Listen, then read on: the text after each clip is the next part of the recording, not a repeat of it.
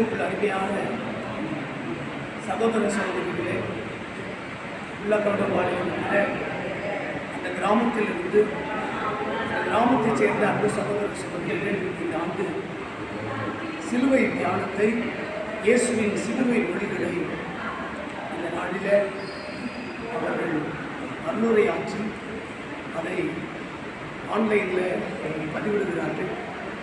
இதற்காக நாங்கள் ஜெபித்து செய்தி கொடுக்கிற மக்களுக்காக அவர்களை தூய ஆவியர்களை உட்கொள்ளும்படியாக தலைகளை தாழ்த்தி கண்களை மூடி நாம் ஜெபம் செய்வோம். கிருபை நிறைந்த நாமத்தில் இந்த நாளுக்காக ஆண்டவருக்கு நன்றி சொல்கிறோம்.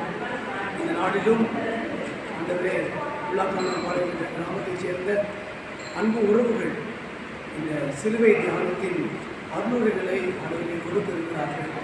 திருமறை பகுதிகளை வாசித்து ஆண்டவரை மகிமைப்படுத்தியிருக்கிறார்கள். தந்தை, மைந்தன், தூய ஆவியராக ஆண்டவருடைய மகிமையின் பிரசன்னம் ஆண்டவரை பேசுகிற பங்கேற்கிற ஒவ்வொருவரையும் ஆட்கொள்ளும்படியாக நாங்கள் ஜெபிக்கின்றோம். ஆண்டவருடைய மகிமை நம்முடைய பிள்ளைகளின் மூலமாய் வெளிப்படுவதாக கர்த்தருடைய வார்த்தைகள் ஆவியாயும் ஜீவனாயும் அநேகருடைய வாழ்க்கையில் பயனுடையதாக இருக்க அறிந்தார். இறைமைந்த இயேசு கிறிஸ்துவின் வெளியேறப்பட்ட நாமத்தில் ஜெபிக்கிறோம் என்ற ஜெபம் கேளும் அன்பின் பிதாவே. இதா குமாரன் பரிசுத்தாவியாக திரியேக தெய்வத்தின் நாமத்தினாக.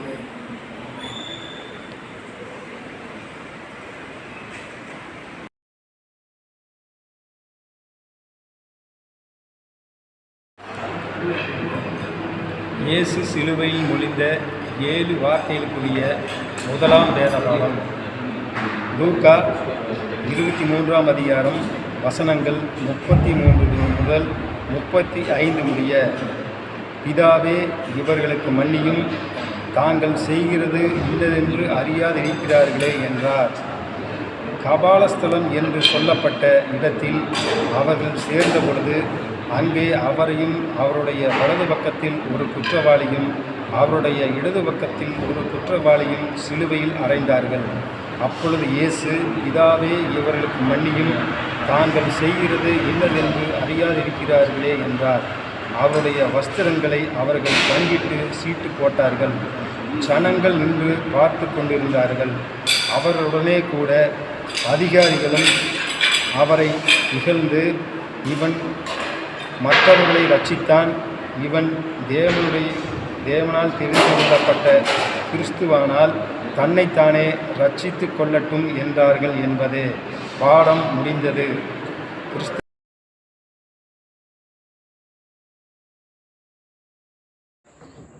பிதாவாகிய தேவனுக்கும் குமாரனாகிய இயேசு கிறிஸ்துவுக்கும் பரிசுத்த ஆவியானவருக்கும் மகிமை உண்டாவதாக. அதர் இயேசு கிறிஸ்து சிலுவையில் மொழிந்த முதலாம் வார்த்தை, பிதாவே, இவர்களுக்கு மன்னியும், தாங்கள் செய்கிறது இன்னதென்று அறியாதிருக்கிறார்கள். This is moreover like a prayer அப்படிதான் நம்ம சொல்லணும். ஆண்டவர் பிதாவினிடத்துல விண்ணப்பங்களை, 2 விதமான விண்ணப்பங்களை ஏறெடுப்பதை இங்கே நாம் பார்க்கிறோம். முதலாவது, பிதாவே, இவர்களுக்கு மன்னியும் என்று ஆண்டவர் சொல்லுகிறார். யாரை பார்த்து சொல்லுகிறார்?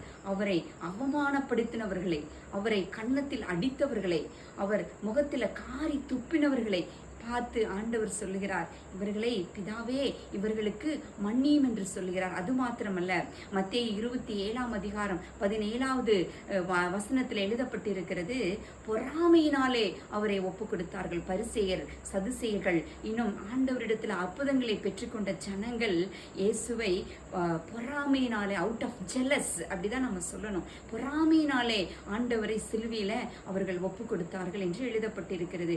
அப்பேற்பட்ட ஜனங்களை பார்த்து நமது ஆண்டவர் சொல்லுகிறார், பிதாவினிடத்துல பரிந்து கேட்கிறார், பிதாவே, இவர்களுக்கு மன்னியும் என்று சொல்லுகிறார். இரண்டாவது, ப்ளீடிங் லைக் எனிதிங், மன்றாடுகிறார் தேவனிடத்துல. உண்மையிலேயே நாம் சிந்தித்து பார்த்தோம் என்று சொன்னால், அங்கிருக்கிறவங்க அறியாமல் அதை செய்கிறார்களா? நமது ஆண்டவர் இப்படிப்பட்ட ஒரு கொலை குற்றத்திற்கு அவர் தகுதியானவரா? மரண தண்டனைக்கு அவர் தகுதியானவரா? அவர் என்ன குற்றம் அப்படி செய்திருந்தார்? வேதத்தில் எழுதப்பட்டிருக்கிறது, அவர் நன்மை செய்கிறவராகவே சுற்றி திறந்தார் என்றால் வேதம் சொல்லுகிறது, பொறாமையினாலே ஆண்டவரை ஒப்பு கொடுத்திருக்கிறார்கள். அவர்களை பார்த்துதான் ஆண்டவர் சொல்லுகிறார், ஆண்டவரே, தாங்கள் செய்கிறது இன்னதென்று அறியாதிருக்கிறார்கள். என்ன அறியாமை? அவங்க இருதயத்துல மேசியாவை அவர்களால் ஏற்றுக்கொள்ள முடியவில்லை. இவர்தான் மேசியா என்று அவர்களால் ஏற்றுக்கொள்ள முடியவில்லை. அவர்கள் மேசியா என்று நினைத்தால் அவர் ஒரு ராஜாவாக பிறப்பார், அவர் ஒரு ராஜாதி ராஜாவாக இருப்பார் என்று அவர்கள் நினைத்திருந்தார்கள். இப்படித்தான் சுய நீதி நம்முடைய இருதயங்களில் அநேக காரியங்களை குறித்து இது நாமும் கிறிஸ்துவுக்காக எல்லா பாடுகளையும் சுமந்து கொண்டு எல்லாரையும் மன்னித்து நாம் ஆண்டவரை பின்பற்ற வேண்டும். அன்றைக்கு நம்ம சொல்றோம், ஐயோ சிலுவையில இப்படி கொடூரமா அரைஞ்சிட்டாங்களே, ஆண்டவருக்கு அநீதி இழைத்திருக்கிறாங்களே, எவ்வளவு ஒரு கொடுமை, ஒன்றும் அறியாத மனிதரை இப்படி சிலுவையில் அறைந்து விட்டார்களே என்று சொல்லி நம்ம சொல்லுகிறோமா? நான் இன்றைக்கும் கர்த்தர் என்ன பண்றோம், ஆண்டவரை நம்ம சிலுவையில அறைந்து கொண்டே இருக்கிறோம். எப்படி?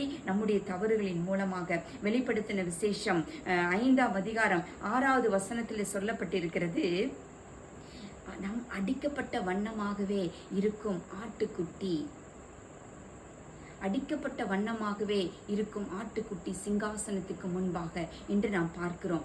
ஏன் என்று சொன்னால், நமக்காக, நாம் செய்கிற பாவங்களுக்காக இன்றைக்கும் ஆண்டவர் அடிக்கப்பட்ட வண்ணமாகவே பிதாவுக்கு முன்பதாக பரிந்து பேசிக்கொண்டே இருக்கிறார். நமக்காக பரிந்து பேசிக்கொண்டே இருக்கிறார். நாம் ஒப்பு கொடுக்க வேண்டும். ஆண்டவரே, இந்த பாவங்களை மன்னியும் சுவாமி, நாங்கள் ஒப்பு கொடுக்கிறோம். உண்மை மீண்டும் மீண்டும் நாங்கள் சிலுவையில் அறைய விரும்பவில்லைப்பா, எங்களை மன்னியும் ஆண்டவரே என்று நம்மை நாம் ஒப்பு கொடுப்போம். அது மாத்திரமல்ல, யாரையாவது நம்மளால மன்னிக்க முடியாமல் இருக்கும் என்று சொன்னால் நாம் மன்னிப்போம். நம்ம பிரசங்கம் பண்றோம், ஆலயத்துக்கு போகிறோம், கர்த்தரை பற்றி மற்றவரிடத்துல சொல்றோம், ஆனா நம்ம மன்னிக்காமல் இருந்தோம் என்று சொன்னால், பிரசங்கம் பண்ற நம்மளே நம்ம மற்றவர்களை மன்னிக்காமல் இருந்தா இது ஒரு ஹிப்போக்ரைட்ஸ் என்று தான் சொல்லணும், மாய்மாலக்காரர்கள் என்று தான் நம்ம சொல்லிக்கொள்ளணும். நம்ம அப்படி இருக்கக்கூடாது. நாம் மற்றவர்களை மன்னிக்கிறவர்களாக இருக்கணும். நம்முடைய பாவங்களுக்காக மனம் வருந்துகிறவர்களாய் பிதாவினிடத்துல மன்னிப்பு கேட்டு இயேசு கிறிஸ்துவின் ரத்தத்தினால நாம் பாவ மன்னிப்பின் நிச்சயத்தை பெற்றுக்கொண்டவர்களாயும் மற்றவர்களை மன்னிக்கிறவர்களாயும் நாம் வாழ வேண்டும். அதுதான் இந்த முதலாம் வார்த்தையினுடைய கருத்து. ஆண்டவர் தாமே இந்த வார்த்தைகளை ஆசீர்வதிப்பாராக. ஆமென்.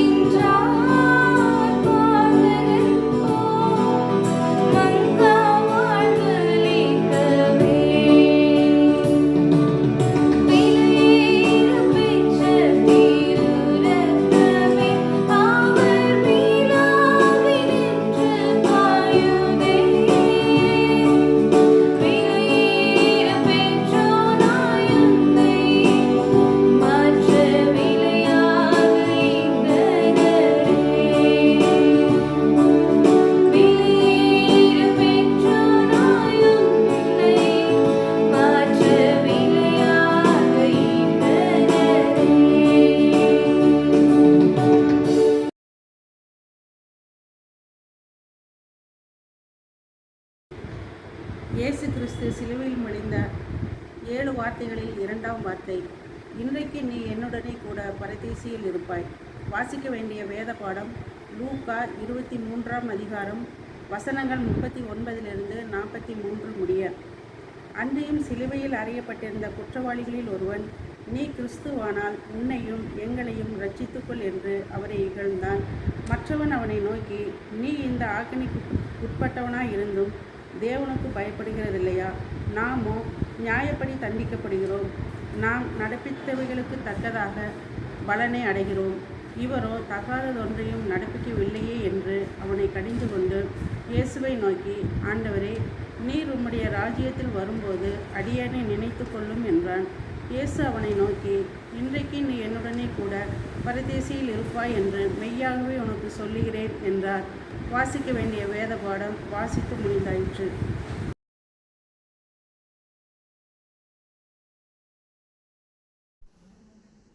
ஆண்டவராக இயேசு கிறிஸ்துவின் நாமத்தினாலே உங்கள் அனைவருக்கும் அன்பின் வாழ்த்துதலை தெரிவித்துக் கொண்டு, இன்னைக்கு நாம சிலுவையில் ஆண்டவராக இயேசு கிறிஸ்து மொழிந்த 2ஆம் வார்த்தையை தியானிக்க கூடி வந்திருக்கிறோம். இந்த 2ஆம் வார்த்தை பார்த்தீங்க அப்படின்னா, ஆண்டவர் ஒரு கல்லனுக்கு ஒரு ப்ராமிஸ் பண்ணுறாரு. இன்னைக்கு நீ என்னோட கூட பரதீசில் இருப்பாய் அப்படின்னு சொல்லிட்டு ஒரு ப்ராமிஸ் பண்ணுறாரு. அதை பற்றி தான் நாம் இன்னைக்கு தியானிக்க போகிறோம். இது ஆண்டவர் சிலுவையில் அறையும் போது அவரோட 2 புறமும் 2 கல்லர்களை சிலுவையில் அறையிறாங்க. அப்போது அதில் ஒரு கல்லன் ஆண்டவரை பார்த்து என்ன சொல்கிறான், இயேசு கிறிஸ்துவை பார்த்து என்ன சொல்கிறான் அப்படின்னா, நீங்கள் மெய்யாலுமே ஆண்டவராக இருந்தால் நீங்கள் உங்களையும் காப்பாற்றிட்டு எங்களையும் காப்பாற்றிக்கோங்க அப்படின்னு சொல்லிட்டு அவரை பார்த்து இகழ்றான். இதுவே இன்னொரு சைடு இருக்க கல்வன் என்ன சொல்கிறான் அப்படின்னா, அந்த கல்வனை நாம தான் தப்பு பண்ணிட்டு நம்மளையே இந்த தண்டனை கொடுத்துருக்காங்க, ஆனால் இவர் எந்த தப்புமே பண்ணாமல் இவருக்கு இந்த தண்டனை கொடுத்துருக்காங்க, அதனால் நீ அந்த மாதிரி அவரை பேசாதேன்னு சொல்லிட்டு அவனை கடிந்து கொண்டு இயேசு கிறிஸ்துவிடம் திரும்பி என்ன சொல்கிறாருன்னா, நீங்கள் உங்கள் ராஜ்யத்தில் வரும்போது என்னை நினைத்து கொள்ளுங்க ஆண்டவரே அப்படின்னு சொல்லி அவர் சொல்கிறார். அப்படி சொன்னதுக்காக தான் ஆண்டவர் அந்த கல்லனை பார்த்து இப்படி ஒரு ப்ராமிஸை கொடுக்குறாரு. என்ன அப்படின்னா, நீ என்னோட கூட இருப்பாய் அப்படிங்கிற ஒரு ப்ராமிஸை கொடுக்குறாரு. இப்போ இந்த 2 சைடு கல்வர்கள் பார்த்தீங்க அப்படின்னா, அவங்களோட கேரக்டர்ஸை நம்ம அனலைஸ் பண்ணி பார்த்தோம் அப்படின்னா, இதில் ஒரு பக்கம் இருக்கிற கல்லர் பார்த்தீங்கன்னா ரொம்ப ஸ்டபர்ன், தான் பண்ண தப்பை அவர் ரியலைஸ் பண்ணவே விருப்பப்படலை. இன்னொன்று, தான் சூழ்நிலைக்காக அவர் என்ன பண்ணுறாரு அப்படின்னா ரொம்ப ஃப்ரஸ்ட்ரேட் ஆகியிருக்காரு. இதுவே இன்னொரு சைடு கல்வன் பார்த்தீங்க அப்படின்னா அதே மாதிரி தப்பு பண்ணவர் தான், ஆனாலும் தான் பண்ணது தப்பு அப்படின்னு சொல்லி அவர் உணர்ந்துட்டு அதுக்கப்புறம் ஆண்டவர்கிட்ட போய் தன்னையும் சப்மிட் பண்றாரு. அந்த தாழ்மைக்கான ஆன்சர் தான் ஆண்டவர் கொடுக்குற அந்த ப்ராமிஸ், நீ என்னோட கூட என்ன எப்பவுமே பரதேசியில் இருப்ப அப்படின்னு சொல்லிட்டு சொல்றாங்க. இதை தியானிக்கும் போது ஆண்டவர் சொன்ன ஒரு ஊமை ஞாபகம் வந்தது. எங்க அப்படின்னா, மத்தேயு 25ஆம் அதிகாரத்துல ஆண்டவர் 2 கூட்ட ஜனங்களை பத்தி சொல்றாரு. ஒரு கூட்ட ஜனங்கள் செம்மறியாட்டு கூட்டமா, இன்னொரு கூட்ட ஜனங்கள் வெள்ளாட்டு கூட்டமா. இதுல இந்த செம்மறியாட்டு கூட்ட ஜனங்கள் பார்த்தீங்க அப்படின்னா ஆண்டவரோட வலது பக்கத்துல இருக்கிறாங்க. அவங்கள பார்த்து ஆண்டவர் என்ன சொல்றாரு அப்படின்னா, வாருங்கள் ஆசீர்வதிக்கப்பட்டவர்களே அப்படின்னு சொல்லி சொல்றாரு. இன்னொரு கூட்ட ஜனங்களை பார்த்து ஆண்டவர் என்ன சொல்றாருன்னா, நீங்க சபிக்கப்பட்ட ஜனங்கள் அப்படின்னு சொல்றாரு. அப்படி இவங்க ஆசீர்வாதம் பெறுறதுக்கும் அவங்க சபிக்கப்படுறதுக்கும் அவங்க அப்படி என்ன பண்ணினாங்க அப்படின்னு பார்த்தீங்க அப்படின்னா, இந்த ஆசீர்வதிக்கப்பட்ட ஜனங்கள் என்ன பண்ணாங்களாம், மற்றவங்க பசியா இருந்தப்போ அவங்களுக்கு உணவு கொடுத்தாங்களாம், தாகமா இருந்தப்ப தண்ணீர் கொடுத்தாங்களாம், அவங்க அடுத்தவங்க கஷ்டப்படும் போது அவங்களுக்கு உதவி செய்தாங்களாம். இதுவே இந்த இடப்பக்கத்துல இருக்கிற ஜனங்கள் பார்த்தீங்க அப்படின்னா அந்த மாதிரி எந்த ஒரு உதவியும் யாருக்குமே செய்யலாம். அப்பதான் ஆண்டவர் சொல்றாரு, நீங்க அடுத்தவங்களுக்கு பண்ணுன அந்த உதவியை கூட ஆண்டவர் என்ன பண்றாரு, இந்த நேரத்துல ரெகக்னைஸ் பண்ணிட்டு தான் நீங்க இந்த சிறியாரில் யாருக்கு எதை செஞ்சீங்களோ அதை நீங்க எனக்கே செஞ்சீங்க, அதனால நான் உங்களை என்ன பண்றேன், ஆசீர்வதிக்கிறேன் அப்படின்னு சொல்லி சொல்றாரு. ஸோ இந்த நேரத்துல உங்க முன்னால நான் ஒரு சேலஞ்ச் வைக்கிறேன். அப்படின்னா என்ன அப்படின்னா, நாம இந்த வலப்பக்கத்துல இருக்கிற ஜனங்களை போல நம்ம கூட இருக்கிறவங்கள எளியவங்களை நினைத்து பார்த்து அவங்களோட தாழ்மையில அவங்களுக்கு நம்ம உதவி பண்ண போறோமா, அப்படி இல்லைன்னா இடப்பக்கத்துல இருக்கிற ஜனங்களை போல யாருக்கும் எந்த உதவியும் செய்யாம நாம நல்லா இருந்தா போதும் அப்படின்னு நம்ம நினைக்க போறோமா? அதே போல ஆண்டவரோட இட சைட்ல இருந்த கல்வன் அவனோட நிலைமையை எண்ணி அவனே ஃப்ரஸ்ட்ரேட் ஆகி அவரை இகழ்ந்தான்னு போட்டிருக்கு. இதுவே இன்னொரு பக்கத்துல இருந்த கல்வன் தன்னோட தப்பை ரியலைஸ் பண்ணிட்டு அவன் தன்னை தாழ்த்தி ஆண்டவர்கிட்ட போய் சப்மிட் பண்ணான்னு சொல்லி போட்டிருக்கு. அதனாலதான் ஆண்டவர் என்ன பண்ணாரா, நீ என்னோட கூட இருப்ப அப்படிங்கிற ஒரு ப்ராமிஸை கொடுத்திருக்காராம். இந்த சிலுவை வார்த்தைகளை தியானித்து கொண்டு இருக்கிற நாம கூட இந்த நேரத்துல நாம எந்த சைடு இருக்கிற ஜனங்களை போல இருக்கோம், இல்ல எந்த சைடு இருக்கிற மனுஷனை போல இருக்கோம், நம்ம தாழ்த்துறோமா, நம்மளை சப்மிட் பண்றோமா, நாம அடுத்தவங்களை நினைக்கிறோமா அப்படிங்கிறத நாம இந்த நேரத்துல நினைத்து பார்த்து நம்மளை நாமளே ஆண்டவருக்கு நேராக ஏறெடுப்போமாக. ஆண்டவர் தாமே இந்த வசனங்களை ஆசீர்வதிப்பாராக.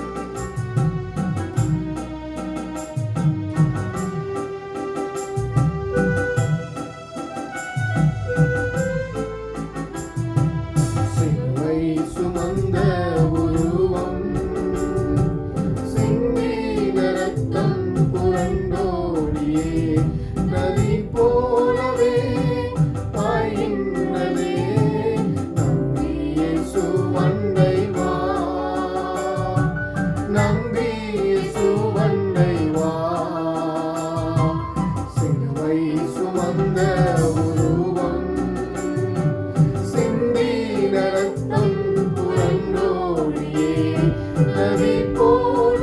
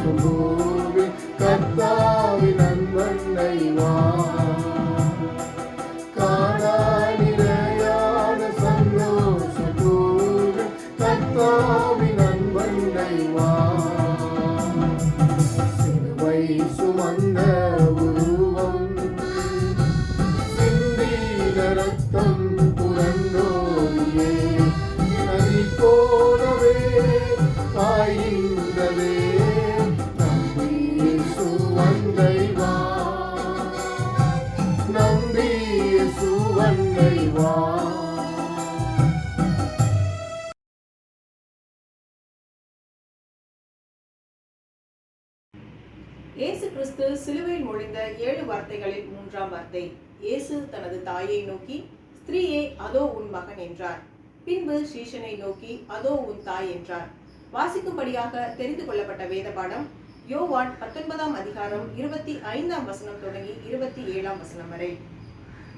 இயேசுவின் சிலுவையின் அருகே அவருடைய தாயும் அவருடைய தாயின் சகோதரி கிலேயப்பா மரியாளும் மகத்லேனா மரியாளும் நின்று கொண்டிருந்தார்கள். அப்பொழுது இயேசு தம்முடைய தாயையும் அருகே நின்ற தமக்கு அன்பாயிருந்த சீஷனையும் கண்டு தம்முடைய தாயை நோக்கி, ஸ்திரீயே, அதோ உன் மகன் என்றார். பின்பு அந்த சீஷனை நோக்கி, அதோ உன் தாய் என்றார். அந்நேரம் முதல் அந்த சீஷன் அவளை தன்னிடமாய் ஏற்றுக்கொண்டான். வாசிக்கும்படியாக தெரிந்து கொள்ளப்பட்ட வேத பாடம் வாசித்தாயிற்று.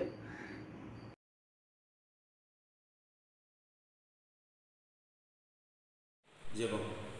மகா இரக்கமும் கிருபையும் உள்ள பரிசுத்தமுள்ள தகப்பனே, உம்முடைய சித்தத்தின்படி என் தேவனாகிய இயேசு கிறிஸ்து சிலுவையில் முடிந்த 7 வார்த்தையில் அடியனுக்கு 3ஆம் வார்த்தையை பகிர்ந்து கொள்ளவும் அதை பேசவும் தேவன் வாய்ப்படுத்தியிருக்கிறீர். சுவாமி, உமக்கு ஸ்தோத்திரம். உம்முடைய சித்தம் நிறைவேற மாத்திரம் எங்களை பிரயோஜனப்படுத்தும் நல்ல தகப்பனே. ஆமென். அல்லேலூயா. இந்த நேரத்தில் புல்லாக்கம் நண்பாளரை உறவின் மக்களுக்கு என் தேவனுடைய வார்த்தையை கொடுக்கும்படியான ஒரு நல்ல வாய்ப்பை அருளின எங்கள் உறவுகளுக்கு நான் மீண்டும் நன்றியும் ஸ்தோத்திரங்களையும் தெரிவித்துக் கொள்கிறேன். எனக்கு கொடுத்த வார்த்தை 3ஆம் வார்த்தை. ஸ்திரீயே, அதோ உன் மகன் என்றார். பின்பு அந்த சீசனை நோக்கி, அதோ உன் தாய் என்றார். யோவான் 19:25. முதல் வார்த்தை மன்னிப்பு. அது எல்லாருக்கும் பொதுவானது. 2ஆம் வார்த்தை ரட்சிப்பு. அது ஒரு தனி மனிதனுக்குரியது. 3ஆம் வார்த்தை பராமரிப்பு. அது ஒரு குடும்பத்துக்கு உரியது. ஆண்டவர் இயேசு கிறிஸ்து சிலுவையிலே தொங்கிக் கொண்டிருக்கும் அந்த வேளையிலே, கொல்கதா மலையிலே ரத்தம் சொட்ட சொட்ட வாரியினால் அடிக்கப்பட்டு காடியை கொடுக்கப்பட்டு அவர் மாண்டு போவதற்கு முன்பாக மரண தருவாயிலே சொன்ன வார்த்தை, அதோ உன் தாய், அதோ உன் மகன். யாரை பார்த்து சொன்னார்? மரியாளை பார்த்து, யோவானை பார்த்து. நாம் அப்படி ஒரு மரியாளாக வாழ்கிறோமா? ஒரு யோவானாக வாழ்கிறோமா? அந்த எடுத்துக்காட்டுக்காகத்தான் இந்த வார்த்தையை அவர் முன்மொழிந்தார். இயேசு கிறிஸ்து அன்போடவே இருந்தார் என்பதை அந்த சிலுவையில் சொன்ன அந்த காட்சியின் மூலம் நாம் தெரிந்து கொள்கிறோம். நம் குடும்பத்தை பராமரிக்கிறோமா? நம் தாய் தகப்பனை பராமரிக்கிறோமா? வேதவசனம் சொல்கிறது, உன் தகப்பனையும் தாயும் கனம் பண்ணுவாயாக. கர்த்தர் எவ்வளவு நல்லவர்! இயேசு கிறிஸ்து நீதிமொழிகள் 23:22, உன்னை பெற்ற தகப்பனுக்கு செவி கொடு, உன் தாய் வயது சென்றால் பொழுது அவளை அசட்டை பண்ணாதே, அசட்டை பண்ணாதே. ஆம், எத்தனை பேர் இப்பொழுது அசட்டை பண்ணி கொண்டிருக்கிறோம்? எத்தனை பேர் ஆண்டவரை இயேசு கிறிஸ்துவின் நாமத்தை மகிமைப்படுத்தாதபடி தன் தாயையும் தகப்பனையும் முதியோரிடத்தில் விட்டுக் கொண்டிருக்கிறார்கள். அப்படியல்ல, கர்த்தருடைய நாமம் மகிமைப்பட வேண்டும் என்று சொல்லும் பொழுது யோவானை போல மரியாதை போல நாம் வாழ்ந்து காட்ட வேண்டும். அதற்காகவே இவ்வுலகத்திற்கு இயேசு கிறிஸ்து நமக்காகவே தன் ஜீவனை கொடுத்தார். அன்பு, ஆறுதல், கனம், இருதயத்தில் தோன்றும் அன்பு கிரியில் காட்டப்பட வேண்டும். இருதயத்தில் தோன்றும் அன்பு கிரியில் காட்டப்பட வேண்டும். அப்படி காட்டப்பட்டால் மாத்திரமே பராமரிப்பு முழுமையடையும். கர்த்தருடைய நாமம் மகிமைப்படட்டும். இந்த நாளை ஆசீர்வதிப்பாராக. ஆமென். இயேசு சுவாமி, உம்முடைய சித்தத்தின்படி இந்த காரியத்தை வாய்க்கச் செய்து உம்முடைய சித்தம் ஜெயமாகட்டும். நல்ல தகப்பனே. ஆமென்.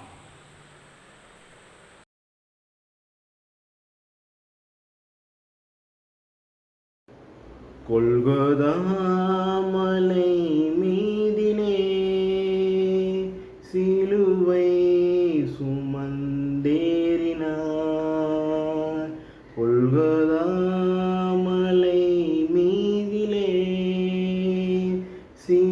சிலுவை சுமந்தேறினார்.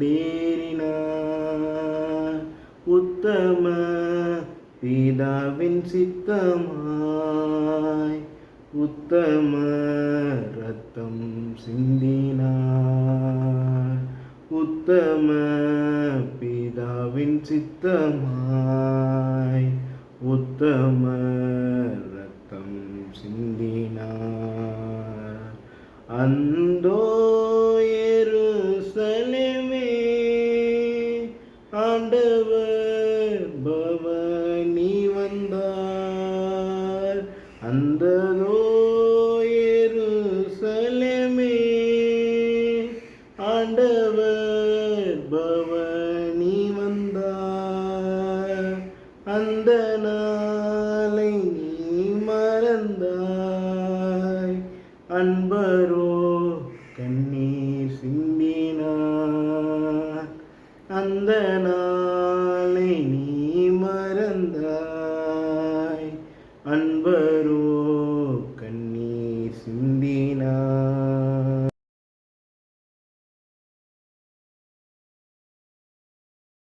வாசிக்கும்படியாக தெரிந்து கொள்ளப்பட்ட 4வது வேத பகுதி மத்தேயு 27வது அதிகாரம் வசனங்கள் 45-46.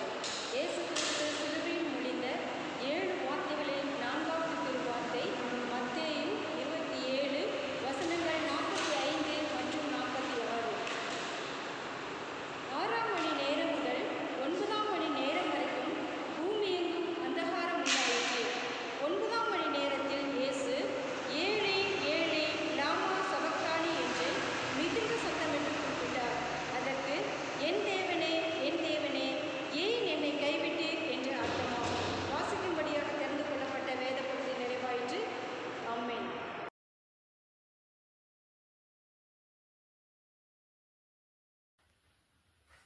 ஆண்டவராகிய இயேசு கிறிஸ்துவின் இனிதான நாமத்தினால் உறவின் மக்கள் அனைவருக்கும் அன்பின் வாழ்த்துக்கள். இப்பொழுது சற்று முன்பதாக வாசிக்க கேட்ட வேத பகுதி மத்தேயு 27:46, மார்க்கு 15:34 படி ஆண்டவராகிய இயேசு கிறிஸ்து சிலுவையில் கூறின 4ஆம் வார்த்தையாகிய என் தேவனே ஏன் என்னை கைவிட்டீர் என்ற வார்த்தையை நம்ம படிக்க கேட்டோம். இந்த வார்த்தையை கேட்கும் போதோ இல்லை நம்ம அதை வாசிக்கும் பொழுதோ தேவா எவ்வளவாக ஒரு பாடு நெருக்கம் ஒரு பாடுகளை துன்பத்தின் மத்தியில வந்திருக்கும் போது இந்த வேதனையான வார்த்தையை அவர் தனக்காக கூறியிருப்பார்னு நம்ம வாசிக்கலாம். அதுல பாத்தீங்கன்னா ஏலி ஏலி லாமா சபக்தானின்னு சொல்லிட்டும் ஏலோயி லாமா சபக்தானின்னு அவர் பேசின அந்த அராமிக் வார்த்தையினாலே அந்த வார்த்தை நமக்கு போடப்பட்டிருக்குது. இது உலகத்துல 1600 1700 மொழிகள்ல நம்மளுடைய இந்த பைபிள் டிரான்ஸ்லேஷன் பண்ணப்பட்டிருக்கு. அதுல இந்த ஒன்று மட்டும்தான் 7 வார்த்தையில இந்த ஒரு வார்த்தை மட்டும்தான் அதே அவர் பேசின அதே வார்த்தையில நமக்கு பிரிண்ட் செய்யப்பட்டு மற்றதெல்லாம் அவங்கவுங்க தாய்மொழியில தான் அது பேசுவாங்க எல்லாம் பண்ணுவாங்க. அப்படி இருக்க சூழ்நிலை ஆண்டவர் ஏன் இந்த வார்த்தையை கூறினாரு அப்படின்னா அவர் பாத்தீங்கன்னா அந்த 9-12 நம்மளுடைய இந்திய நேரப்படியாக மதியானம் 12 3 மணி அந்த நேரத்துல பெரிய ஒரு அந்தகாரம் உண்டாயிடுச்சு. இப்ப அது திடீர்னு நல்லா வெளிச்சமா இருக்கும், டக்குனு ஒரு இருட்டு வருதுன்னா அந்த நாள் சில நாள் சூரிய கிரகணம் அப்படின்னு சொல்லுவாங்க. சூரியன் சந்திரன் மறைச்சு நமக்கு ஒரு இருட்டு வரும். ஆனா அப்படிப்பட்ட ஆனா அந்த நேரத்துல பாத்தீங்கன்னா அங்க ஒரு அந்தகாரம் உண்டாயிடுச்சு.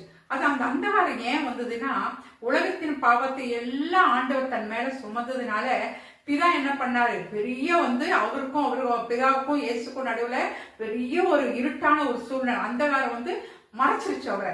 அந்த மறைத்த உடனே தான் தேவன் என்ன சொல்றாரு, இயேசு கிறிஸ்து பிதாவே ஆண்டவரே எங்க போனீங்க, உங்களை காணுமே, உங்க முகம் மறைக்கப்பட்டது. அந்த நேரத்துலதான் இந்த வார்த்தையா கண்டிப்பா சொல்லியிருப்பாங்க. அதுக்கு முன்னால நாள்ல நடந்த காரியங்களெல்லாம் நம்ம அறிவோம்.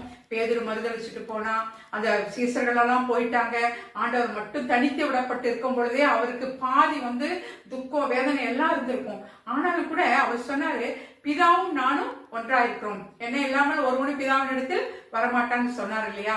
அப்படிப்பட்ட சூழ்நிலை பிதா இருக்கிறாரு, பிதாவின் சித்தத்தை நிறைவேற்றதான் பூமிக்கு வந்தாரு, எல்லாம் பண்ணாரு.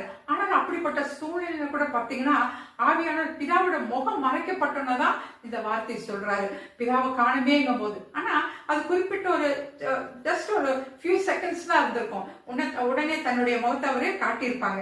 அதனாலதான் அடுத்த வார்த்தையெல்லாம் கூட பிதாவின் கரங்களிலே என்னுடைய ஆவியை ஒப்புவிக்கிறதுனால சொல்லியிருக்காரு. இப்ப நமக்கு கூட நம்முடைய வாழ்க்கையில கூட எத்தனையோ நாட்களில் நம்ம யாரெல்லாம் நம்பணுமோ, யாரையெல்லாம் நேசிச்சோமோ, இல்ல நம்ம கிட்ட மரண பரிந்து நான் உன்னோட கூட இருப்பேன், உனக்கு நான் எல்லாம் பார்த்துக்குவேன் சொன்னவங்களாம் நம்மளை விட்டு மறுதளித்து நிராகரிக்கப்பட்டு நம்மளை கண்டுக்காம போன சூழ்நிலை கூட இருக்கும். அப்ப நம்ம கூட இந்த வேதனையின் பாடுகளுக்குள்ளெல்லாம் நம்ம கடந்து வந்திருப்போம். ஆனால் கூட நமக்கு தேவ ஆவியானவர் எல்லாவற்றிலிருந்து ஒரு பாதுகாப்பை தருவார்.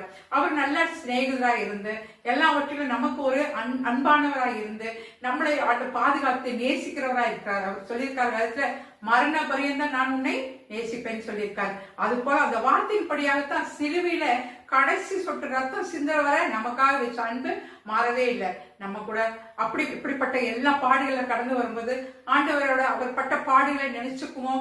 அவர் ஆண்டவரை சகலத்தையும் படைத்து உலகத்தையே படைத்தவர் அந்த சிலுவையில நமக்காக ரத்தம் சிந்தினார் இல்லையா, அந்த காரியங்கள்லாம் நினைவு கூர்ந்து நமக்கு வர இந்த பாடுகள் வரும்பொழுது, ஆண்டவரே உம்முடைய காருண்யத்தினால் உம்முடைய கிருபினால் எங்களை எல்லாம் அப்பா தாங்குங்கன்னு நம்ம ஜெபிக்கும். ஆண்டவரின் மாறாத கிருபை நம்மளோடு கூட இருக்கட்டும். இந்த வார்த்தையை ஆண்டவர் தானே ஆசீர்வதித்து தரும்படியாக நம்ம ஜெபிப்போம். அவருடைய பிரசன்னம் நம்மளோட கூட இருக்கட்டும். அவருக்கே எல்லா நேரத்திலையும் துதிக்கான மகிமை எல்லாம் உண்டாகட்டும். தேவன் தானே இந்த வார்த்தைகளை ஆசீர்வதித்து தரும்படியாக நான் வேண்டுகிறேன், பிரயாசப்படுகிறேன். ஆமீன்.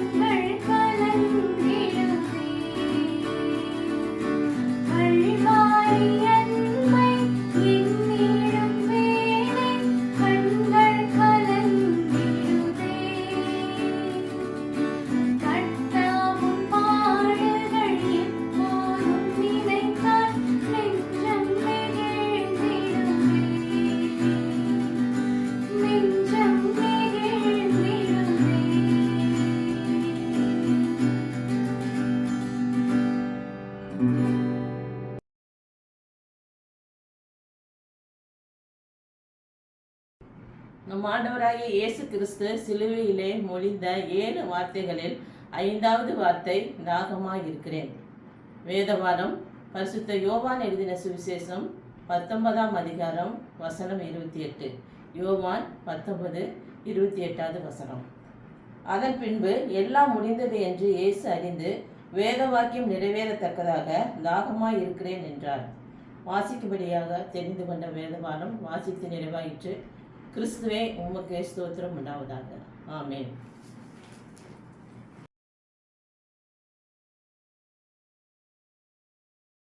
என்னுடைய இயேசு கிறிஸ்துவின் நாமத்தில் என்னுடைய அன்பின் வாழ்த்துக்களை தெரிவித்துக் கொள்கிறேன்.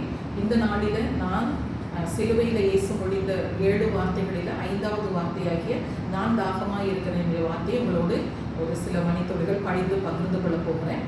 இயேசு கிறிஸ்து வேத வாக்கியம் நிறைவேறத்தக்கதாக தாகமாய் இருக்கிறேன் என்றார். அப்பொழுது பக்கத்தில் இருந்தவங்க என்ன பண்ணாங்க, ஒரு கடற்காலானை ஒரு காடியிலை தோய்த்து இயேசுவுக்கு குடிக்க கொடுத்தார்கள். ஆனால் அதை அவர் வாங்கவில்லை, அதை அவர் ருசிக்கவில்லை என்று சொல்லி வேதம் சொல்லுகிறது. அதை ருசி பார்த்த பின்பு அதை அவர் ஏற்றுக்கொள்ளவில்லை என்று வேதம் சொல்லுகிறது. ஆனால் ஆண்டவருக்கு ஒரு மிகுந்த தாகம் இருந்துச்சு, அந்த தண்ணீரும் ரத்தமும் வெளியேறுவதனால. இன்றைக்கு ஆண்டவர் நம்மை பார்த்து நான் தாகமாக இருக்கிறேன் என்று சொல்லுகிறார். நம்மால் எப்படி ஆண்டவருடைய தாகத்தை தீர்க்க முடியும்? அதை பற்றி ஒரு சில தியான வசனங்கள் மூலமாக தியானிப்போம். இயேசு கிறிஸ்து சொல்லுகிறார், சிறியரில் ஒருவருக்கு எதை செய்தீர்களோ அதை எனக்கே செய்தீர்கள். அப்போ வஸ்திரம் இல்லாதபடி நான் இருந்தேன், ஆகாரம் இல்லாமல் இருந்தேன், நான் சிறையில் இருந்தேன், நீங்கள் என்னை பார்த்தீங்க, எனக்கு ஆகாரம் கொடுத்தீங்க, என்னை விசாரிச்சிங்க. அப்போ இச்சிறியராகிய ஒருவருக்கு எதை செய்தீர்களோ அதை எனக்கே செய்தீர்கள் என்று ஆண்டவர் சொல்லுகிறார். அப்போ நம்ம என்ன பண்ணணும்? ஆண்டவருடைய பிள்ளைகள் நம்ம என்ன பண்ணணும்? அநேகருக்கு உதவி செய்கிறவர்களாக இருக்கணும். நம்முடைய நற்கிரியைகளை மூலமாக இயேசுனுடைய தாகத்தை நம்மால் தீர்க்க முடியும்.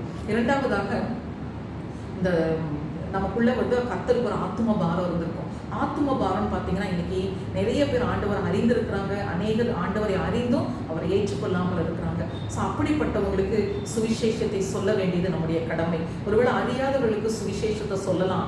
தேவனை அறிந்தும் அவரை ஏற்றுக்கொள்ளாமல் இருக்கிறவர்களுக்கு நாம் அவர்களுக்காக பாரப்பட்டு செபிக்கணும். மோசேயை போல, எஸ்தரை போல, எரேமியாவை போல நாம் திறப்பில் நிற்கிறவர்களாக இருக்கணும். மற்றவர்களுக்காக செபிக்கணும். மற்றவருடைய ரட்சிப்புக்காக ஆண்டவர் அதை தான் விரும்புகிறார். அவர் ஆத்துமாக்களை குறித்த ஒரு பாரம் இருக்குது ஆண்டவருக்கு. அந்த பாரத்தை நம்ம பகிர்ந்து கொள்ள வேண்டும். அப்போ ஆண்டவருக்கு நம்ம செபிக்கணும். அது ரெண்டாவதாக, ஆத்தும பாரத்தை நம் இயேசுவனுடைய தாகத்தை தீர்க்க முடியும். மூன்றாவதாக, நாம் பரிசுத்தம் உள்ளவர்களாக இருக்க வேண்டும் என்று தேவன் விரும்புகிறார். அப்போ பரிசுத்த ஆவியானவர் நாம் பெற்றுக்கொள்ளுகிற வாஞ்சை உள்ளவர்களாக இருக்கணும். அப்படி பரிசுத்த ஆவியானவரை நாம் பெற்றுக்கொள்ளும் பொழுது அவர் நம்மை சகல சத்தியத்திற்குள் நடத்துவார். அவர் நம்மை பாவத்தில் கண்டித்து உணர்த்துவார். பரிசுத்த ஆவியானவர் நீதிகளின்படி நடக்க செய்வார். வரப்போகிற நியாய தீர்ப்பை குறித்து நமக்கு கண்டித்து உணர்த்துவார்.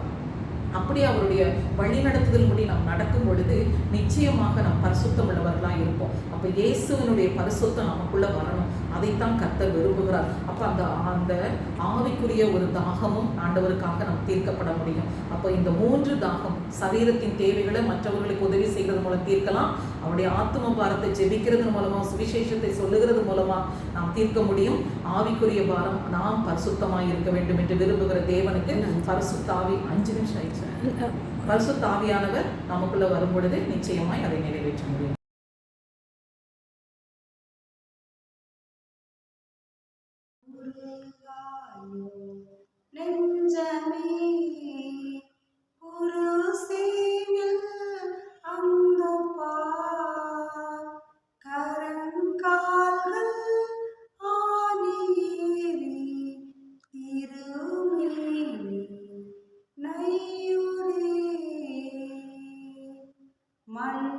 மண்ணுயிர்காய் தன்னுயிரை மாய்க்க வந்த மன்னவர்தாம் இந்நிலமெல்லாம் புரக்க ஈனகுரு சேரினார்.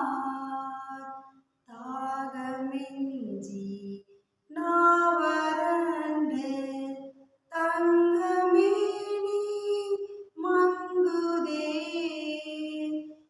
ஏகபரன் கண்ணயர்ந்து எத்தனையாய் ஏங்குறார்.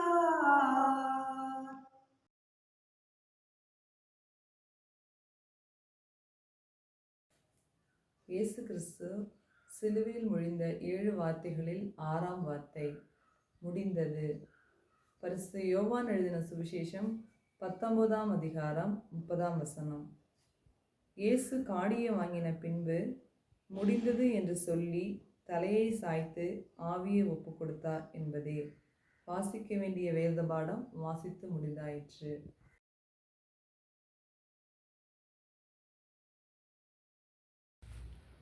பரிசுத்த யோவான் எழுதின சுவிசேஷம் 19ஆவது அதிகாரம் 30ஆவது வசனத்திலே இப்படியாக எழுதப்பட்டிருக்கிறது.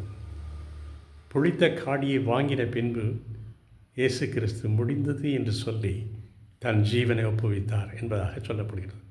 ஆங்கிலத்தில் இப்படி எழுதப்பட்டிருக்கிறது. After receiving the wine, Jesus said, "It is finished," and he gave his spirit என்பதாக சொல்லப்பட்டிருக்கிறது. முடிந்தது என்ற வார்த்தையை இயேசு கிறிஸ்து ஏன் சொல்கிறார் என்றால், இந்த உலகத்தில் இயேசு வந்ததின் நோக்கம், the purpose of Jesus was coming into this world was to deliver the sinners from eternal condemnation. நித்திய மரணத்துக்குள்ளாக மனிதன் பிரவேசிப்பதை தடுப்பதற்காக இயேசு கிறிஸ்து தன்னை ஜீவாதார பலியாக சிலுவையில் ஒப்புக் கொடுப்பதற்காக அவர் வந்தார். அந்த பர்பஸ், அந்த மிஷன் நிறைவேறின காரணத்தால் அவர் சொல்லுகிறார், இட் இஸ் ஃபினிஷ்ட். அது நமக்கு எப்படி பொருந்துகிறது என்று பார்த்தால், நாம் நம்முடைய போராட்டத்திலே, நம்முடைய வாழ்க்கை போராட்டத்திலே நாம் கடைசியிலே இயேசு கிறிஸ்துவை சென்றடைய வேண்டும். பவுல் அப்போஸ்தலன் சொல்லுகிறார், 2 தீமோத்தேயு 4:7 நல்ல போராட்டத்தை போராடினேன், என் ஓட்டத்தை முடித்தேன், விசுவாசத்தை காத்து கொண்டேன் என்று சொல்கிறார். நல்ல போராட்டத்தை போராடி நம்முடைய ஓட்டத்தை முடிப்பது தான் நம்முடைய பர்பஸ், நம்முடைய கெய்ம், நம்முடைய லட்சியம் என்ன என்றால் கடைசியில் நம் விசுவாசத்தை காத்துக்கொள்ள வேண்டும், கடைசி வரையில் காத்துக்கொள்ள வேண்டும். சிலர் ஆரம்பத்தில் ரொம்ப விசுவாசத்தோடு இருப்பார்கள், ரொம்ப சாட்சியோடு இருப்பார்கள். ஆனால் நேரம் செல்ல செல்ல, காலம் செல்ல செல்ல அது சிறிதாக மறைந்துவிடும். கடைசி ஆரம்பம் நல்லா இருக்குது, ஃபினிஷிங் சரியில்லைன்னு சொல்லிடுவாங்க. சில ஃபேக்ட்ரியில் உருவாகின்ற ப்ராடக்டில் பல ப்ராசஸ் கடந்து கடைசியில் அது ஃபினிஷ்டு ப்ராடக்டாக வெளியே வரும். ஃபினிஷ்டு ப்ராடக்டை வந்துட்ட பிறகு it is ready for sale. அதுக்கப்புறம் அதில் கரெக்ஷன்லாம் பண்ண முடியாது. அந்த அளவுக்கு நாம் அந்த கடைசி வரையில், அந்த ஃபினிஷ்டு ப்ராடக்டாக நாம் வாருகின்ற வரையில் கர்த்தராகிய இயேசு கிறிஸ்துவோடு நாம் ஐக்கியப்பட்டு வாழ வேண்டும் என்பதாக பவுல் அப்போஸ்தலன் இன்னொரு இடத்துல சொல்கிறார். எபிரெயர் 12 சொல்லுகிறார், நம்முடைய இயேசு கிறிஸ்துவை பார்த்து கொண்டு, விசுவாசத்தோடு இயேசு கிறிஸ்துவை பார்த்து கொண்டு நம்முடைய போராட்டத்திலே ஓடி வெற்றியடைய வேண்டும் என்று சொல்கிறார். Let us run the race patiently, looking unto Jesus, who is the author and finisher of our race, who is the author and finisher of our faith என்று சொல்கிறார். அதாவது நம்முடைய போராட்டத்தை, நம்முடைய விசுவாசத்தை ஆரம்பிக்கிறவரும் முடிக்கிறவருமாய் இருக்கிற கர்த்தராகிய இயேசு கிறிஸ்துவை பார்த்து கொண்டு, ஃபோக்கஸிங் அவர் ஃபுல் அட்டென்ஷன் அப்பான் ஜீசஸ், நம்முடைய ஓட்டத்திலே பொறுமையோடு ஓடக்கடவோம் என்பதாக சொல்கிறார். அப்படி ஓடும் பொழுது கர்த்தருடைய கிருபை நம்மோடு கூட இருக்கும் பொழுது, இந்த உலகத்தில் எவ்வளவு பிரச்சனைகள் வந்தாலும் சரி, எவ்வளவு மேடு பள்ளங்கள் இருந்தாலும் சரி, அவைகள் எல்லாவற்றையும் வென்று நாம் கடைசியிலே தேவனோடு ஐக்கியப்படுகின்ற அந்த நல்ல நேரத்தை நாம் கடவுள் நமக்கு தருவார். ஒரு சுவிசேஷன் பாடுகிறார், சோதனைகளை சகிப்போன் பாக்கியவான் அல்லோ, ஜீவ கிரீடம் சூடும் நேரம் என்ன பேரின்பம் என்று சொல்கிறார். அந்த பேரின்பமான அந்த நேரத்தை அனுபவிப்பதற்காக நம்முடைய போராட்டத்தில் நாம் முழுமையாக சென்று வெற்றியடைய வேண்டும், நிறைவு செய்ய வேண்டும் என்ற அர்த்தத்திலே கர்த்தராகிய இயேசு கிறிஸ்து முடிந்தது என்ற வார்த்தையை சொல்கிறார். நம்மோடு இந்த வார்த்தையை தியானிப்பதற்காக இயேசு கொடுத்த சந்தர்ப்பத்திற்காக கர்த்தராகிய இயேசுவுக்கு நன்றி சொல்லுவோம். ஆமென்.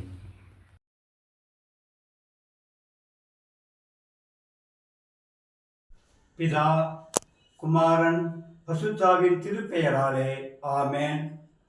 2000 ஆண்டுகளுக்கு முன் திபேரியு ராயன் ரோமாபுரியை ராஜ்யபாரம் பண்ணின 15ஆம் வருடம் பொந்தியு பிலாத்து யூதேயாவுக்கு தேசாதிபதியாயும், ஏரோது கலிலேயாவுக்கு அதிபதியாயும், அன்னா காய்பா பிரதான ஆசாரியர் இருந்த காலத்தில் நமது ஆண்டவராகிய இயேசு கிறிஸ்து எருசலேம் நகரத்துக்கு புறம்பேயுள்ள கொல்கதா என்னும் இடத்தில் சிலுவையில் அறையப்பட்டார். மனுமக்களின் ரட்சிப்புக்காய் நேசகுமாரன் சிலுவையில் மரித்தார் என்பது வெறும் கட்டுக்கதை அல்ல, இவை உண்மை சம்பவம் என்பதற்கு மேற்கூறிய அரசாங்க சான்றுகள் ஆதாரம். இரட்சகர் சிலுவையை சுமந்து கொண்டு கொலைக்களம் சென்ற காட்சி கல்லான இருதயத்தையும் உருக வைத்தது. கெத்செமனேயின் பயங்கரமான போராட்டத்தை நாம் உணர முடியாது. ஒரு வேளை யூதன் தேற்றியிராவிட்டால் அவர் உயிர் அங்கேதானே பிரிந்திருக்கக்கூடும். யூதாஸ் காட்டி கொடுத்து மறைந்தான். பேதுரு அவரை அறியேன் என்று மறுதளித்தான். சீடர்கள் ஓட்டம் பிடித்தனர். அருள்நாதரோ பாவிகள் கையில் தம்மை ஒப்புவித்தார். அவரை பிடித்தது முதல் மறுநாள் அவர் சிலுவையில் அறையும் வரை அவர் பட்ட பாடுகளும் அவமானங்களும் வேதனைகளும் கொஞ்சமல்ல. அநியாய விசாரணை ஆறு வைத்தார்கள். இறுதியில் அக்கிரமக்காரனான பரபாசை விடுதலை செய்து அன்பின் களஞ்சியத்தை சிலுவையில் அறைமொழி ஒப்புக் கொடுத்தார்கள். இரு கரங்களும் கட்டப்பட்டவராய், முதுகில் வாரடிகளால் மிகுதியான இரத்தம் பெருக, முகம் நிறைய எச்சில் வடிய, பலவிதமான அவமானங்களையும் நிந்தைகளையும் தாங்கினவராய், பசியாலும் தாகத்தாலும் கால்கள் தள்ளாட அந்த பார சிலுவையை சுமந்து கொண்டு சுமார் 1 மைல் தூரமுள்ள கொல்கத்தாவுக்கு நடந்து போகிறார். போகிற வழியிலே எருசலேமின் குமாரத்திகள் அவரது பரிதாபமான காட்சியை கண்டு அழுது புலம்பினார்கள். இயேசு அவரை திரும்பி பார்த்து, எருசலேமின் குமாரத்திகளே, நீங்கள் எனக்காக அல்லாமல் உங்களுக்காகவும் உங்கள் பிள்ளைகளுக்காகவும் அழுங்கள் என்று சொன்னார். சற்று தூரம் சென்ற பின்பு நடக்க முடியாமல் சிலுவையோடு கீழே விழுந்தார். அப்பொழுது அந்த வழியே வந்தார். சீமோன் என்று சொல்லக்கூடியவனே இயேசுவின் சிலுவையை சுமக்கும்படி பலவந்தம் பண்ணினார்கள். அவன் ஆண்டவரை தாங்கி பிடித்துக் கொண்டு கொலைக்களம் சென்றடைந்தான். அங்கு இயேசுவை சிலுவையின் மீது படுக்க வைத்து கூவு ஆணிகளால் கால்களிலும் கைகளிலும் ஓங்கி அடித்தார்கள். பிறகு அந்த சிலுவையை தூக்கி கொல்கத்தா மலையிலே நிறுத்தினார்கள். எம்பெருமான் இயேசு கிறிஸ்து சிலுவையில் இருந்து திருவாய் மொழிந்ததுன்னா 7ஆம் திருவார்த்தை, ஏலி ஏலி லாமா சபக்தானி. அதற்கு, என் தேவனே என் தேவனே ஏன் என்னை கைவிட்டு. மத்தேயு 27:46. எனக்கு அருமையான சகோதரனே சகோதரியும், நான் வேதத்திலே பார்க்கிறோம், இயேசு சொன்ன 7 வார்த்தைகளே 6 வார்த்தைகள் தமிழிலே மொழிபெயர்க்கப்பட்டிருக்கிறது. ஆனால் இந்த 7ஆம் வார்த்தையும் அப்படியே ஏழு ஏழு லாமா சபக்தா என்று மிகுந்த சத்தம் என்று சொன்னார். அது 9ஆம் மணி வேலையாக இருந்தபடினாலே பூமி எங்கும் அந்தகாரம் உண்டாயிற்று. சிலுவையில் அடியிலே இருந்தவர்களுக்கு அது என்னவென்று புரியவில்லை. அவர் சொன்னார்கள், இவன் எலியாவை கூப்பிடுகிறான் என்று சொன்னார்கள். ஆனால் இயேசு தன் தேவனை முதல் வார்த்தையை பார்க்கிறோம். பிதாவே இவரை மன்னியும் என்று சொன்னவர் தன் உலக வாழ்க்கையை முடிந்து தன் இறுதி மூச்சு விடும் வேளையிலே பிதாவின் கையிலே தன் ஆவியை ஒப்புவிக்கிறார். பிதாவாகிய தேவன் எதற்காக ஆண்டவரை இந்த பூமியில் அனுப்பினாரோ அந்த நோக்கம் நிறைவேறி ரட்சிப்பின் பாத்திரத்தை கையில் எடுத்தவராய் சிலுவையிலே சாத்தானின் தலையை நசுக்கினவராய் தன் பணி முடிந்தது என்று நினைத்து முடிந்தது என்று சொன்னவர் இப்பொழுது இறுதியாக பிதாவின் கையிலே தன் ஆவியை ஒப்புவிக்கிறார். அது யூதரின் ஒரு ஜபமாகும். ஒவ்வொரு நாளும் இரவு தூங்கும் பொழுது அவர்கள் இந்த ஜபத்தை சொல்லித்தான் அவர்கள் இரவு நித்திரைக்கு செல்வார்கள். தாய் சொல்லிக் கொடுத்த அந்த ஜபத்தை எம்பெருமான் இயேசு கிறிஸ்து சிலுவையில் மறிக்கும் பொழுது கூட அதை மறவாமல் அந்த ஜபத்தை சொன்னார். ஒரு சிறு கதையை சொல்லி நான் நிறைவு செய்கிறேன். ஒரு பெற்றோருக்கு 3 பசங்கள் இருந்தார்கள். சின்ன சின்ன பசங்க. அவங்க ஒவ்வொரு நாளும் சின்ன சின்ன பாக்கெட் மணி கொடுப்பாங்க. 2 பசங்க கொஞ்சம் காசை சேமித்து வைப்பாங்க. ஆனால் கடைசி பையன் என்ன செய்வான்னா, மிட்டாய் வாங்கி சாப்பிட்டுவேன், இந்த கம்பர்கட்டு ஜவு மிட்டாய் வாங்கி சாப்பிட்டுவேன். ஒரு நாள் எங்கள் அப்பா அம்மாவோட திருமண நாள் வந்தது. 3 பசங்களும் பேசினாங்க. ஏதாவது ஒரு சர்ப்ரைஸாக ஒரு பரிசு கொடுக்கணும்னு சொல்லி திட்டம் போட்டாங்க. அதே போல் அண்ணனம்மா 2 பேரும் போய் ஒரு பரிசு வாங்கிட்டு வந்துட்டாங்க. சின்னவங்கிட்ட காசு இல்லை. அவங்க எல்லா காசையும் மிட்டாய் வாங்கி சாப்பிட்டேன். அவங்க அப்பா அம்மா கூட உட்கார வச்சு அவங்க சர்ப்ரைஸாக அந்த பரிசு கொடுத்தா மூத்தவே. அவங்க அப்பா அம்மா ரொம்ப சந்தோஷப்பட்டாங்க.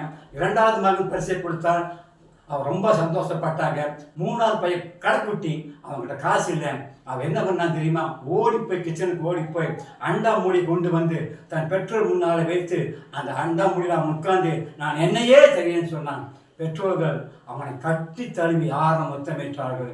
அண்ணமார் கொடுத்த 2 பரிசை காட்டிலும் தன்னையே கொடுத்த மகனை அவள் வாரி தழுவி கொண்டார்கள். அதைத்தான் என் பெருமான் இயேசு கிறிஸ்து சிலுவையிலே பிதாவின் நோக்கம் நிறைவேறுகிறாய், அவர் சித்தம் முடிந்தவராய் பிதாவின் கையிலே தன் ஆவியை ஒப்புவித்தார். இந்த செய்தியை கேட்கிற சகோதரனே சகோதரியே, நம்முடைய இறுதி மூச்சு விடும்போது நம்முடைய ஆவியை நாம் யாரிடம் ஒப்புவிப்போம்? கர்த்தர் செய்தியை ஆசீர்வதித்தருவாராக. ஆமென்.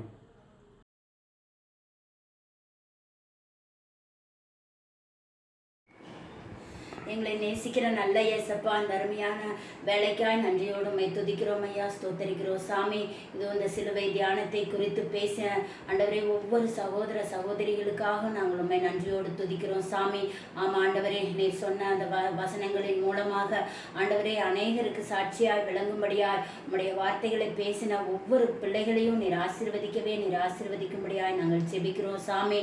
அநேகருக்கு அது பிரயோஜனம் உள்ளதாய் இருக்க நீர் உதவி செய்யும்படியாய் நாங்கள் ஜெபிக்கிறோம் ஆண்டவரே. ஒவ்வொரு குடும்பங்களையும் நீர் ஆசீர்வதிக்கும்படியாய் நாங்கள் ஜெபிக்கிறோம் சாமி. ஆமா ஆண்டவரே, இதுக்கு ஆயத்தமாகி தகப்பனே ஒவ்வொருவரும் சாமி அருமையான வார்த்தைகளை பேசும்படியாக அதை உம்முடைய வார்த்தை உம்முடைய சிலுவை தியானத்தை சாமி தியானிக்கும்படியான நல்ல இந்த வாய்ப்பை நீர் கொடுத்த நல்ல தயவிற்காய் நாங்கள் நன்றி செலுத்துகிறோம் சாமி. இந்த வசனங்கள் ஆண்டவரை கேட்கிற யாவருடைய காதுகளிலும் ஆண்டவரே 1 30 100 பலன் கொடுக்க என் தேவன் உதவி செய்யும்படியாய் நாங்கள் ஜெபிக்கிறோம் சாமி. ஆண்டவரே ஒவ்வொரு குடும்பங்களையும் நீர் ஆசீர்வதிப்பீராக தகப்பனே. பேச எடுத்துக்கொண்ட முயற்சிக்காய் ஒவ்வொருவரையும் நீர் ஆசீர்வதித்து பாதுகாத்துக் கொள்ளும்படியாய் ஜெபிக்கிறோம். குடும்பங்களை ஆசீர்வதியும், பிள்ளைகளை ஆசீர்வதியும் தகப்பனே. இதற்காய் முயற்சி எடுத்து நடத்துகிற ஆண்டவரே லாரன்ஸ் அண்ணுக்காய் அன்னிக்காய் ஆண்டவரே, இன்னும் இந்த ஒருங்கிணைப்பை ஏற்படுத்தி கொடுத்த எல்லா மக்களுக்காக நாங்கள் நன்றியோடு உம்மை துதிக்கிறோம் ஐயா, ஸ்தோத்தரிக்கிறோம். ஆண்டவரே நீர் பொறுப்பேற்றுக் கொள்ளுங்க, வழி நடத்துங்க, நன்மையினாலாய் நிரப்புங்க. ஒவ்வொரு குடும்பத்திற்கும் தேவையான அனைத்து ஆசீர்வாதங்களையும் நீர் கட்டளையிட்டு தரும்படியாய் தொடர்ந்து உம்முடைய பிரசன்னமும் கிருபையும் எங்களோடு ஆண்டவரே இருந்து வழி நடத்தும்படியாய் கெஞ்சி மன்றாடுகிறோம் எங்கள் நல்ல பிதாவே. ஆமேன்.